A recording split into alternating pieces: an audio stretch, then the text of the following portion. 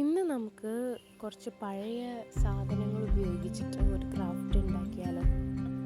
അതിന് വേണ്ടിയിട്ട് ഞാൻ എടുത്തിട്ടുള്ളത് പഴയ ഒരു ക്രിസ്പൻ ഷൈൻ്റെ ബോട്ടിലും പിന്നെ കുറച്ച് മരത്തിൻ്റെ കഷ്ണവും ഒരു പലകയാണ്. പിന്നെ ക്ലേ വന്നിട്ട് എൻ്റെ കയ്യിലിപ്പോൾ ക്ലേ ഒന്നുമില്ല. അതുകൊണ്ട് ഞാൻ സാധാരണ നമ്മുടെ മണ്ണില്ലേ, ആ മണ്ണ് കുഴച്ചിട്ടാണ് ഇത് ഉണ്ടാക്കണത് കേട്ടോ.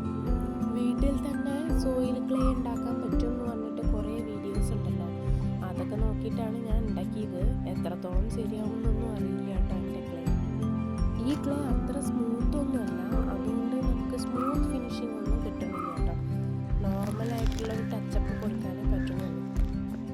അതെന്തായാലും ഞാൻ ഇങ്ങനെ ഒരു ഷീറ്റിൽ അതിനെ കൊണ്ടുവന്നിട്ടുണ്ട് ക്ലേനെ.